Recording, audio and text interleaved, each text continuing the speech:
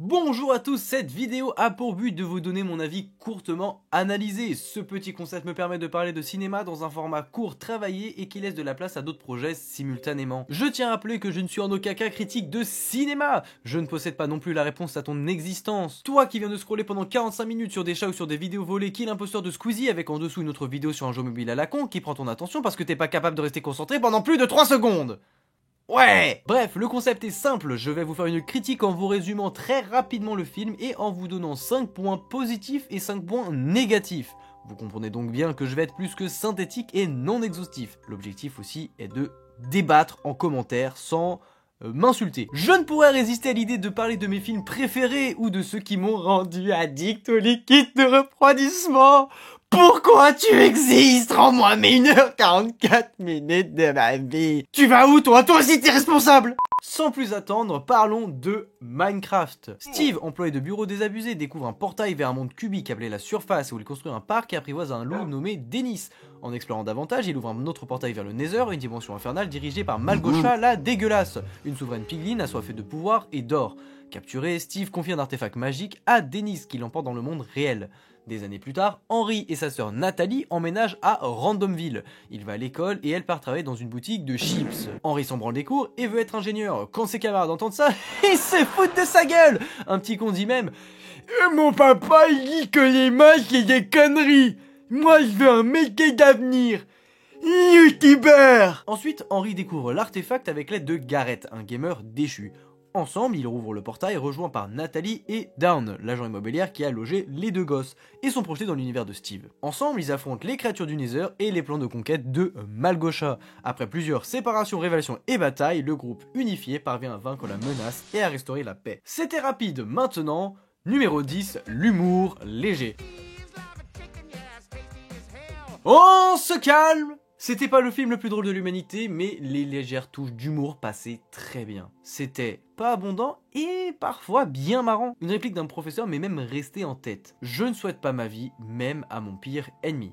Parce qu'il a une vie de merde. Numéro 9, les décors. Alors, il y a certes très peu de décors, car le reste c'est de l'animation, mais ce que le film propose a été fait par des gens qui s'y connaissent. Le bureau de Steve au début de l'histoire est pour le coup anecdotique car il pue le studio. Enfin, les autres aussi, mais ça sent pas quoi, ça a été nettoyé. Bref, le magasin de jeux vidéo de Garrett refait plein d'accessoires de nerd et de détails. Je suis sûr que si vous faites un arrêt sur image, vous découvrirez un nombre incalculable de références. Et pas du style Mario, Pac-Man, les trucs hyper connus. J'ai pu voir Rob, un accessoire de merde de Nintendo, et le Laserscope. Un autre accessoire de merde, mais cette fois-ci de Konami, donc on s'en fout. Les décors ont été plus que réussis et honnêtement, on sent la passion et la dévotion à travers ces décors. Numéro 8, les dialogues.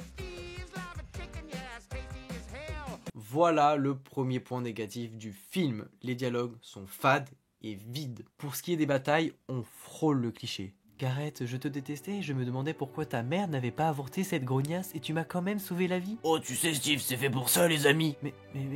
Enfin, je te connais depuis 2 heures. Bonjour, je ne sers absolument à rien. Steve passe son temps à dire ce qu'il se passe, il décrit les situations. Par exemple, c'est ma ferme de creeper, voici la montagne de redstone, tiens, ce sont des élites, ça te permet de voler. Sans déconner. Je pense que les dialogues sont là pour combler et expliquer pour celles et ceux qui ne connaissent pas l'univers.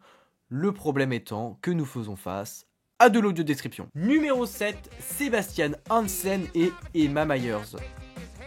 Malheureusement, leur jeu d'acteur est vraiment bancal. Je pense que c'est la conséquence de mauvais dialogues. Enfin, même si les dialogues étaient bons, je pense qu'ils auraient quand même mal joué, mais la direction d'acteur n'était clairement pas présente. Il aurait fallu plus les guider, surtout pour Sébastien, qui parfois ne jouait juste pas et subissait sa journée de tournage. Son jeu dans le monde de Minecraft n'est pas réussi. Cependant, dans le monde originel, il s'en sort plutôt bien. Numéro 6, Jack Black et Jason Momoa. Alors oui, je dis que 2 jeunes acteurs sentent la nouille et que 2 acteurs bankable qui crèvent l'écran sont un point fort du film. Bah en même temps, c'est ce qu'il en est quoi. Quand j'avais vu la bande-annonce, j'avais très peur quant à leur rôle. Jack Black était un très mauvais choix selon moi. Eh bien le film m'a fait changer d'avis. Il est bon, pas non plus à son paroxysme, ça reste du Jack Black. Mais il est bon. Quant à Momoa, il a tendance à perdre son rôle. Tu te demandes s'il sait ce qu'il fait. Mais les séquences avec Jack Black sont justes. L'alchimie entre eux fonctionne, Donc elle fonctionne tout autant entre Steve et Garrett. Sans être exceptionnels, ils apportent ce qu'on attendait d'eux. Jack Black m'a surpris en bien, Momoa moins, mais leur duo fonctionne et sauve beaucoup de scènes. Le film aurait même dû se baser que sur ces 2 personnages. Numéro 5, Henry, Natalie et Dawn.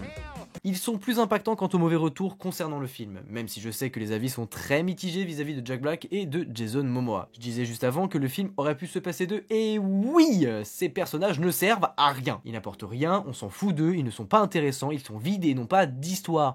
La seule vague histoire qu'on a du frère et de la sœur, c'est que leur mère est morte et qu'ils ont emménagé dans une nouvelle maison grâce à Dawn qui leur a filé un coup de pouce, et c'est tout. On ne sent en eux aucune détresse émotionnelle. À aucun moment dans le film ce n'est rappelé ou mis en avant. L'histoire se concentre davantage sur Steve, Dieu merci, et Garrett, et ça aurait été préférable qu'il n'y ait que. Je pense qu'ils ont mis ces personnages pour pouvoir s'identifier. Minecraft cherche à toucher son public cible. 20% sont des moins de 15 ans, 43% ont entre 15 et 21 ans, 21% ont entre 22 et 30 ans, 15% ont entre 31 et 65 ans et 1% sont des plus de 65 ans, et oui, ça existe. Je pense que leur but c'est qu'un spectateur jeune puisse s'identifier à Henry. Il doit envier son aventure, mais pas au détriment du film. Numéro 4, l'animation. Pareil, quand j'avais vu la bande-annonce, j'avais extrêmement peur. Et finalement, qu'est-ce que c'est beau. Ce qui m'a le plus impressionné, ce sont les zombies. Ils n'ont pas gardé le zombie de Minecraft qui marche lentement, les bras tendus, tout droit. Là, non. Ils courent dans tous les sens, ils sont rapides, durs à battre et ont un comportement instable, désarticulé. Je dirais même qu'ils sont effrayants. Calmez-vous, c'est pas The Walking Dead. Tout, absolument tout, est bien fait. C'est très agréable à voir. Et n'écoutez pas les gens qui disent que c'est aussi moche que le fils du masque. Je vous rappelle qu'on part de ça. Numéro 3, trop de séquences inutiles. L'introduction de Steve et de son histoire sont réussies. C'est ce qui comprend les 15-20 premières minutes du film. Mais quand on bascule sur Henry et Natalie, c'est fade et ça n'a aucun rapport avec Minecraft. On pourrait retirer toutes leurs séquences et ça ne changerait rien. Henry au lycée ou Natalie à son travail n'apporte rien. Mis à part que Henry a voulu prouver qu'il pouvait voler avec un jetpack et qu'à la fin il réussisse, mais même là c'est pas cohérent. Quand vous voyez un film et que le protagoniste échoue au début et réussit à la fin, c'est qu'il y a eu une évolution, un progrès via une introspection. Là non. S'il a échoué au début, c'est même pas de sa faute. Ce sont 2 petits cons qui ont coupé un câble d'alimentation.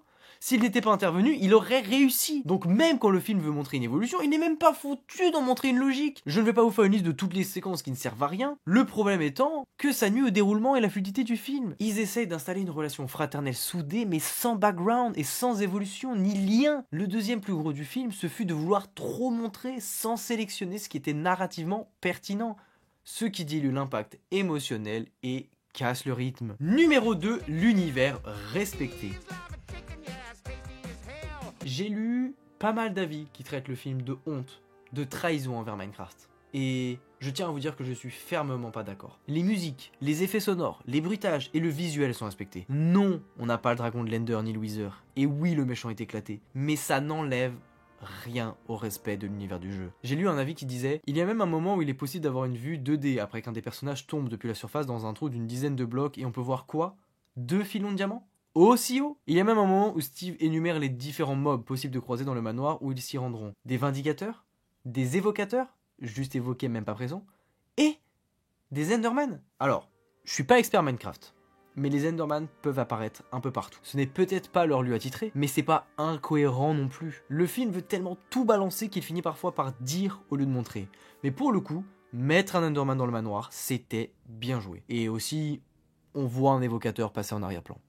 Je déteste faire ça, c'est pas le but de cette vidéo. Bref, pour ce qui est du son, il y a une fidélité irréprochable. Les musiques, parfois un peu remixées, sont exceptionnelles. Toutes celles que vous avez adorées dans le jeu sont en partie présentes. Les effets sonores comme le bruit du portail, le bêlement du mouton, les grognements des zombies, les sifflements frissonnants des araignées ou encore les os des squelettes sont identiques. J'ai très peu lu d'avis concernant le travail du son. Les spectateurs en majorité ne se concentrent que sur ce qu'ils voient, à l'exception des chansons qui, pour le coup, ralentissent le film. Même si encore une fois, le film n'est pas l'incarnation de la perfection, l'univers est respecté, et rien que la référence à Technoblade le prouve. C'est discret, mais c'est là. Et quand t'as passé autant de temps que moi sur le jeu, tu peux pas t'empêcher d'avoir un pincement au cœur.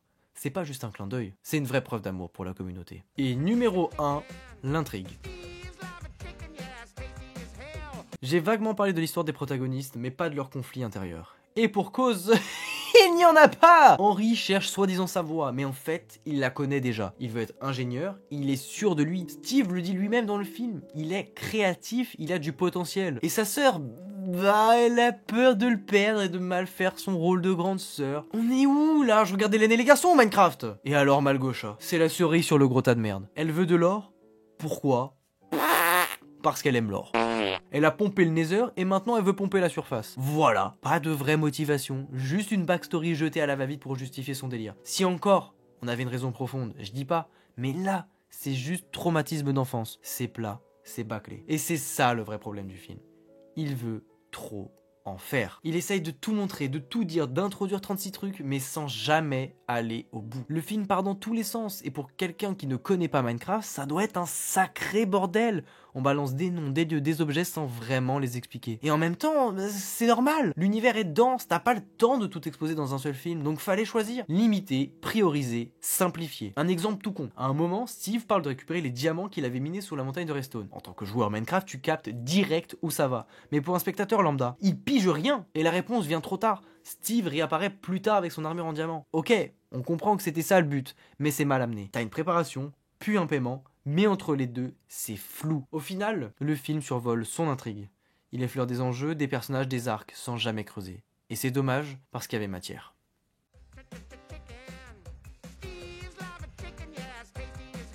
À mon sens, les joueurs ont été surexigeants. J'ai la sensation que les gens sont partis voir le film pour le descendre en cherchant chaque détail qui n'allait pas. Mais permettez-moi de vous poser une question. Comment auriez-vous imaginé un live-action Minecraft? Peut-être faire que de la 3D, peut-être axé uniquement sur l'univers. Chacun aura sa propre vision en tête. C'est la complexité de l'adaptation. Adapter un univers quel qu'il soit au cinéma est toujours à risque, car la communauté derrière chaque œuvre est intransigeante. Oui, le scénario est à chier, le jeu d'acteur est bancal, mais cela en fait-il pour autant un film scandaleux?